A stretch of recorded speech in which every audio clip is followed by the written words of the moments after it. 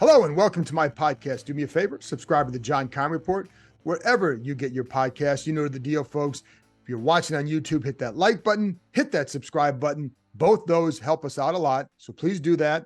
Also, you can catch us there as part of Ampire Media. That's Ampire. Always much appreciated when you tune in. Don't forget, you can also read my work on ESPN.com. I'm trying to take a little bit of time off, so a lot of these podcasts are pre-recorded, so I'm not going to be discussing news on here. So if there is any news, go to ESPN.com. There you go. Today, I'm joined by Washington Commanders secondary coach Brent Vieselmeyer as we discuss some of the rookies, two of them in particular, Emmanuel Forbes and Quan Martin, what he saw from them in the spring. And now this was an interview recorded during we had a media day with all the assistant coaches. So I had Coach Vieselmeyer by myself for about 7 minutes or so. So a lot on Emmanuel Forbes and a lot on Quan Martin. Why does he think Forbes is such a good ball hawk? Some of the impact already that Benjamin St-Juste and Kendall Fuller have had on him. One area in particular I've talked about before, but I want you to hear it from Vieselmeyer. And then also Quan Martin. What does he add to the secondary? And why is it important about what he adds? So there you go. And I wanted to talk about the secondary today because I think some of the, it's funny because on the last podcast, I talked about the expectations for this team from outside Washington's bubble. Where are they at? Why, in some cases, are they so low? And part of the reason why I went down this road, I saw a couple things. And again, people have their own opinions. We'll find out in a few months who's right and wrong. I'm not saying they're wrong. I think it differs from how the internal vibe is, certainly by quite a bit. So why is that, et cetera? One of the things I saw was on ESPN, we had Seth Walder, Mike Clay, who do a very good job, went over and basically ranked the rosters in the NFL. They had the Commanders 24th, which I was surprised at how low it was, because I think it's better than that, but I'm not sitting there comparing it to every other roster. So, but it was the fourth in the NFC East. And obviously the Eagles are first. So Eagles, Cowboys, Giants, Washington. Anyway, so I was surprised at how low it was. And so I did kind of ask about like some of the reasoning why. And I know, and they even wrote in there too about, I think they have some questions, or certainly one of them had questions about the secondary. So I think it's better than what they say. Now, from an outside perspective, you can look at it individually. And is Kendall Fuller a great corner? No. Is Benjamin St-Juste a great corner? Well, neither one of them, right, is a Pro Bowl corner. Do they have a Pro Bowl safety? No. You can say Cam Curl is a very, very good safety, and he is, but he hasn't been a Pro Bowl safety or an All-Pro or anything like that. So there's no one, I think, I think Cam Curl is very good. I think he is ultra important to this defense, and perhaps maybe because he's not a big-time playmaker, perhaps he's a little bit underrated outside this bubble. But again, it's the playmaking that really gets you paid and gets you noticed and gets you on those Pro Bowl, All-Pro teams, et cetera. But I think when you look at it, it's like, is there one they just say, oh, do they have a Jalen Ramsey type? No, they don't have, whether Derwin James, whatever. They don't have that guy particularly. But I think collectively, I like this group a lot, and I like them for a couple of reasons. And this is where I wonder, is there a disconnect, or not even disconnect, but am I overstating what I think they can do, or someone else is underrating what they can do? So, but I do like the secondary, and I liked what I saw this spring. I thought they played fast. Now, some of it is there are a couple of reasons why I like the secondary. So I think collectively it's a good group. It's a smart group. That's one of the things I like about it. I think and I think there's some toughness there too. I remember back in the day when they'd have guys like, to be honest, Bakari Rambo, and he was not considered a certain type of safety, but when they drafted him, they wanted him to become that type of safety. I'm like, well, if you want that kind of safety, then you draft that kind of safety. You don't draft a guy and hope he becomes something he hasn't been. And I think in this group, you have some guys who are smart. You have guys who I think are tough. And so I think that leads to a smart, tough secondary. collectively, again, I think they're a good group because of those smarts. And when you're playing that zone match system, I think you have to have some trust along the way. I think you have to understand and be able to recognize and play to a certain level. And I think that's one of the things they're able to do. And that's why I like the addition of Forbes and Quan Martin. I think both those guys fit in well with those attributes that they were looking for, and especially with the smarts part. I think Cam Curl is very, very smart, and I've always liked that guy. I remember even as a rookie, the thing I've always appreciated about his game is what he takes away just by his positioning. And you would see it as a rookie time and time again, where there might be a quarterback looking a certain way, but he can't go there because Cam Curl's there. Now, does he make the play? Does he get credit for the play? No. But I'll give you an example. On the San Francisco touchdown by Chase Young a couple years ago when he was a rookie, that little scoop and score, the whole reason why that play became available, and this is where that pass rush and the coverage work hand in hand. There was a play where they're trying to run like a fake bubble with the tight end kind of like taking a step to block and then going downfield. The purpose of that is to draw up the safety, the guy covering tight end. That guy was Curl. Curl doesn't budge on it. Because of that, the quarterback has to hold the ball another split second. That allows the rush to get home. That leads to a fumble. That led to a touchdown.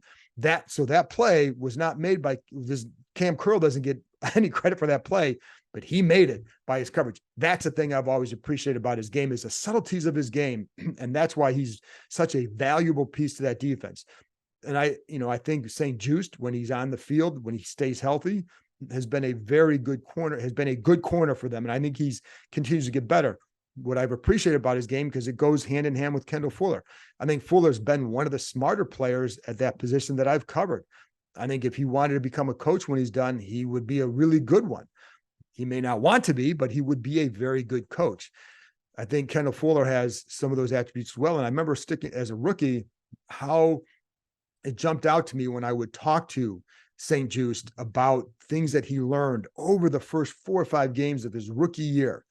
And he could point to specifics about what he learned and then how he implemented something into his game, because that stuff sticks out to you. So I think, like I said, collectively, I like the way Derek Force has improved over his time here. He's only been here a couple of years, but he really improved. So I think Percy Butler has the potential to get better. We'll see where he's at.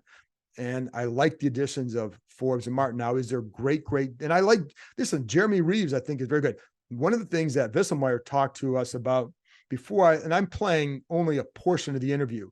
So before I started just my questions, there were a couple other people there. And so one of the things that he talked about was that core 4 and how important they were. Guys who had been here all 4 years: Danny Johnson, Cam Curl, Jeremy Reeves, and Kendall Fuller. Those guys have been ultra important at setting the tone in the room and basically getting others to not so much in line, because I don't know that they need to be held in line or something, or pushed in line, but setting the tone for the room and how you have to be as a pro. That's why it's like, people always think that it's these guys who are vocal leaders that are the leaders. When DJ Swearinger was here, I know fans used to go crazy because he would yell at the guys before practice and all of that.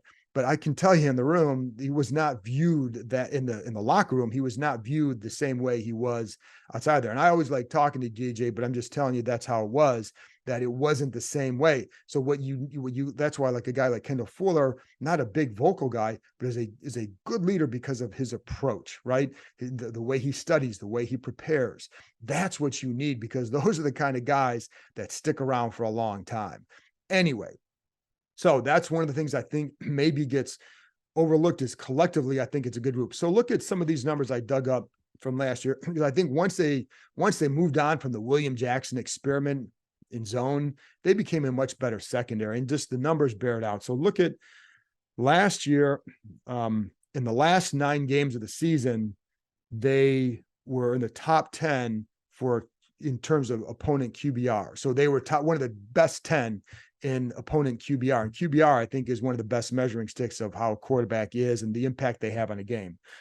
They were 25th in that area in the first 8 games. So in the first 8 games, they allowed 7.5 yards per attempt. That's 24th in the league. In the last 9 games, they allowed 6.3 yards per pass attempt. That was 4th in the league. in the first 14 games, in the first 8 games, they allowed 14 touchdown passes, tied for 26th. In the last 9, they allowed 12 touchdown passes, tied for 9th. So my point is, they had become a really good, and that's not just on the secondary, of course, that's on the entire defense, but the secondary's job is to cover. So the coverage was better and more consistent in the second half of the year. And some of that was attributed to, again, abandoning the William Jackson III experiment, because he was just abysmal in zone, didn't always know what to do. And that was a problem. And then you had Cam Curl. Sometimes if he wasn't on the field, there was an impact. And there was the Lions game is the prime example. There were multiple plays in that Lions game that probably don't happen if Cam Curl is out there. So, that's something that, that was a big deal. So I think it's a good group, and it's why I think like this defense should be really good, because I like, you look at the defensive line, if Chase Young can give them, similar to what he did as a rookie, but if he can play better than he did, even the first 8 or 9 games of his second year, that will be a big improvement for this group. But that back four, I like what they have. And I also like the versatility they have. And that's one of the things that I talked about with Vieselmeyer and that's so you get the newcomers who can add to that. Forbes. And one of the things we talked about is why Forbes was worked inside a little bit during the spring. Again, his future's on the outside. But why was they doing? What's the benefit of that? And then Quan Martin, some of the things that we didn't see in the spring that you did see it because he did blitz, but the impact of his blitzing, because one of the things they really like about him is his ability to blitz. So I think that's, but that's why I wanted to play this interview for you, just to see. And I think I wonder if other people are looking at that secondary and saying, it's so good. I do think it's a strong secondary. And also, again, I think what matters here is it's the 4th year of a defensive system, but it's also the 2nd year of their zone match coverage scheme. And that to me is a big deal, because now you have multiple guys who are experienced in that. And you are bringing in a couple guys, but it's only 2 newcomers, and they can both fill a certain role. And I think they're both smart players. So that all helps, and it'll help them get up to speed. You got good guys around them. I can't overstate the importance of a guy like Fuller to that room. It's why they wanted to keep him around. It's why after they drafted Quan Martin, it's like, oh, are they going to cut somebody? It's like, it's not going to be him, because first of all, they still think he can play. They feel like he's a very good match in the zone match coverage scheme. And we saw that he made plays off that last year because of that. But I think that they like him in that role, but they also really like him in the other role because he can still play, but he also can be a strong leader and just set a good tone in the room. And again, guys like Reeves and, Cam Curl. I mean, Cam Curl is, like I said, is a very smart player. And so that all helps. But I think it's why maybe there are some people do they underrate them? Well, they shouldn't, because I think now, are they the best secondary in the league? No, but are they a good secondary with a chance to be, could they be much better if like Forbes goes out there and makes a couple plays? If you get a stronger pass rush from the edge rushers, that's Chase Young, Montez, one of those guys, if they could have a big year, would help this group out a lot as well. And I think that secondary can then help them out. The other thing here, and this is the key, and I talked about this with Vieselmeyer as well, is the ability to disguise coverages. I felt like this defense took a step up even a couple of years ago when they could start disguising coverages better. And that comes from knowledge. It's not just, hey, go out and do this, but you have to have guys who know how to do it and can get the timing down and go from, sometimes you're going to line up here. Can you get from point A to point B where you're supposed to be after the ball is snapped? And so, but when you have that, when you have guys who are versatile, that helps do that as well. So you have Quan Martin and Cam Curl who can kind of maybe eventually play interchangeable roles. Eventually, I don't know what point Quan will get to that, but eventually that would be the goal. And if you have them both on the field at the same time, it causes the defense maybe to wonder a little bit who might be where and who might be in what role, all that stuff. So there you go. That's my take on the secondary. And it's why I think that they're a little bit better than what maybe people think. And it's why I think this defense could be really good. And so there you go. Here is my conversation with Washington Commanders secondary coach, Brent Vieselmeyer. The adventure park is ziplining through the trees. It's climbing from platform to platform. It's even an axe throwing competition with your friends. But what the adventure park really is opportunity. Reconnecting with friends and family, accomplishing a challenge, and making lasting memories. So book your visit today and choose your own adventure.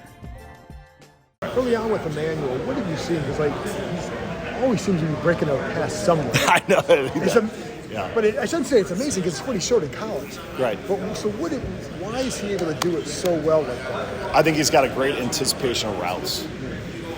And when they come out, you ask him what he's thinking. He's got a little menu he's going through, what he thinks is coming, in there. I think he's taking great notes from some of the older guys, especially Kendall's been really good with him about talking, hey, here in the NFL, you're going to see this, and this. Yeah, because it's a little different at times. Just a little bit. I think the other thing is, you watch him get in and out of breaks. He does a great job. His transition of his feet is so quick, so he can keep up with a guy, like Terry, who's got amazing route running, and it's been fun watching those two compete. Well, I saw a play the other day where he knocks it away, where it's like the receiver turns and he turns around and uses no ground. Right. And then he drives and breaks it up. Like, how the hell? You know what I mean? He got completely turned. Yes. He can get himself out of bad situations. It's like the opposite of me in golf, right? That's what a pro does, right? They hit a bad ball and they get themselves back. Yes. I'm done.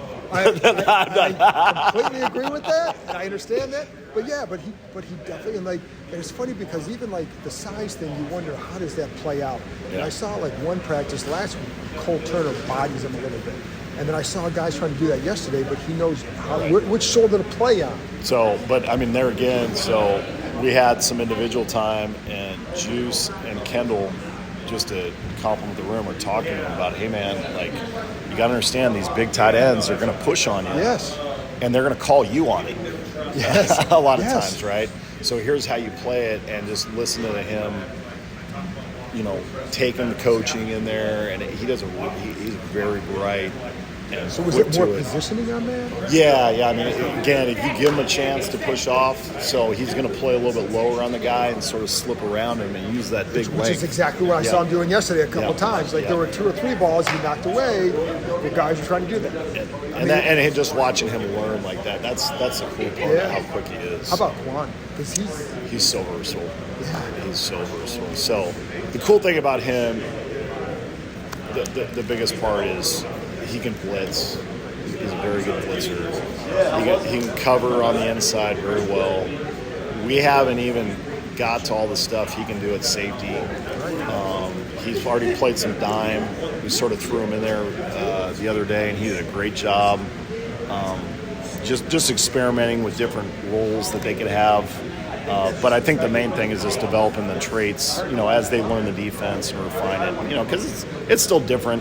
There's some similarities to what they did in college, but there's still a lot more layers. And I get when you have guys like that, how much easier does it make you to disguise coverages? When you have him and Keim, they can do it. Exactly. They can guard the guy, they can blitz, they could be playing zone. You really don't know. And that's the beauty of having guys that really have multiple uses in there. And Cam's played about every position in the defense. Frankly. When Keim was out there, even I remember when you guys beat Brady 2 years ago, I think it was the ability to disguise. It was you could see him going here. It's oh shit, it's not there. Yeah. But it's that's such a major thing. But if you have a lot of guys who can kind of So. Yeah, and especially playing veteran quarterbacks, if you don't give them a different look, it's gonna be a long day. Yeah, and so with the manual. Did you, again, go back to the size? I know what I was going to ask you, because Ron talking about playing him inside, working inside. Is that just to get him to help him to understand and learn the defense better? Because it's I think, so you get a few skills with that. Yeah. I think that's something, if you talk to Kendall and what is he on year 8 or whatever, yeah. He's played inside too at Kansas City. Those were valuable for him. You're not going to meet a guy who really knows more football than Kendall, as far as he's very bright, really a coach on the field, which is awesome. So I think when you develop that in a younger player. So what are some of the things? And he can match up with a guy inside. Okay. So it could be add to the versatility. Yes, sir. But not necessarily as a full-time thing, right? Because I mean, it could. You just. And the other thing too is, I remember we've been in some rough injury situations where we've had a lot of guys play inside and out. And when you're carrying such a small roster, right? You got to do it. And if the guy can do it, yep. Are there some things he can learn? There's even been the spring doing it that you can take to outside. Like, what are some things he can learn? Well, I think just a couple. The techniques. So a lot of them cross over. I think the second thing is things happen faster on the inside a little bit. Yeah. And just watching him on the reaction, because he looked at me that one day, and he did some in college, so this isn't like foreign to him. Right.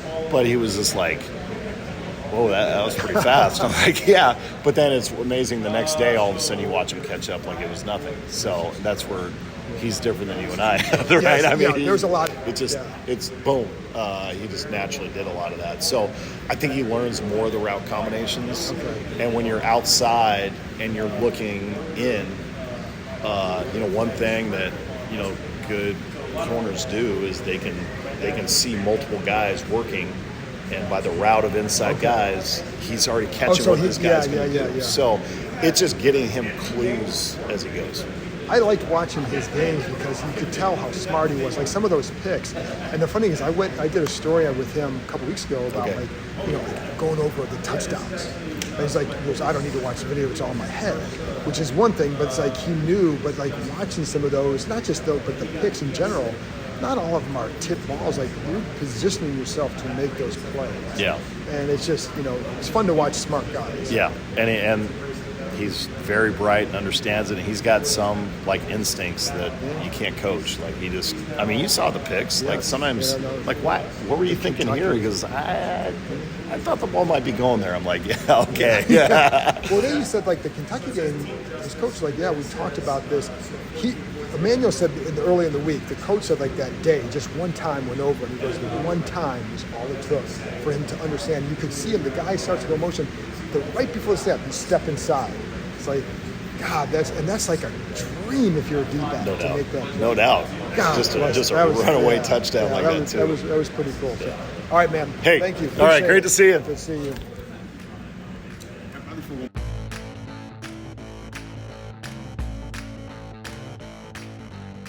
That's it for this episode. Thanks to Brent Vieselmeyer for joining me, and thank you, as always, for tuning in. I'll be back on Monday with another episode. Coming up soon, I'm going to have a conversation with Ron Rivera about Eric Bieniemy, and I'm going to have one with Emmanuel Forbes about the plays he made in college that made him such a standout. Stay tuned for those, and I'll talk to you next time.